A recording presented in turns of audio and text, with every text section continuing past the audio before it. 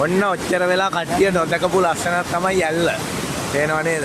ඇල්ල මේ ඇල්ලේ තියෙන සුන්දරත්වය. ඔන්න මම ඔයාලට පෙන්නන්නම් මෙච්චර වෙලාවක් තිබුණේ නැහැ. ඒක මේදුමේ වැහිලා තිබ්බේ. මේ පේනව නේද? travel with Sara බලන්නකො සුන්දරත්වය.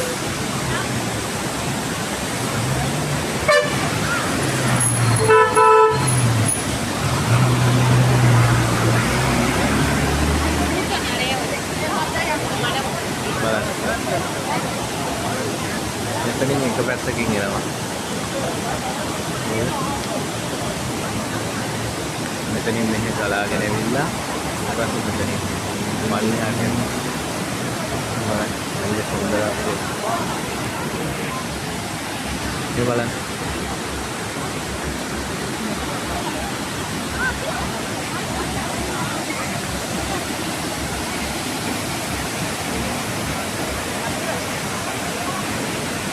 ඇල්ලේ සුන්දරත්වය වගේම තමයි ඇල්ල හිටපු ගමන්ම වෙනස් වෙනවා. මොකද උඩහට වහිනකොට වෙලාවකට වතුර පාර වැඩි වුණාම හිතා ගන්න බෑ කොහොමද වතුර පාර වැඩි වෙන්නේ කියන එක. ඒක නිසා මෙතනින් එහා පැත්තට වැටක් දාලා තියෙනවා. ওই වැටෙන් එහාට ගමන් කරන්න එපා කියන එක තමයි කියලා තියෙන්නේ. එතන අනුතුරු ඇඟිලිමේ පුවරුකුත් දාලා තියෙනවා. හරිද? ඒක නිසා අපි කල්පනා කරන්න ඕන අපේ ජීවිත ආරක්ෂා කරගන්න එක අපි සතු වගකීමක්. ඒක නිසා බලන්නකො මේ ඇල්ලේ සුන්දරත්වය කොච්චර මොනතරම් ලස්සනද පරිසරයක්ද කියලා. කොච්චර සුන්දරද. ඔයාලත් එන්න මේ ජීවිතේ සුන්දරත්වයේ විඳින්න. මේ තියෙන්නේ ඇල්ල. මේ බලන්න. මම මේ ඔයාලට එතනින් එහාට ගිහිල්ලා පෙන්නන්නම්. හරිද? ඔයාලා දැකලා නැත්නම් මෙන්න බලා ගන්න. travel with Sara. මේ ඉන්නේ ඇල්ලේ සුන්දරත්වයේ විඳින්න ඇවිල්ලා travel with Sara.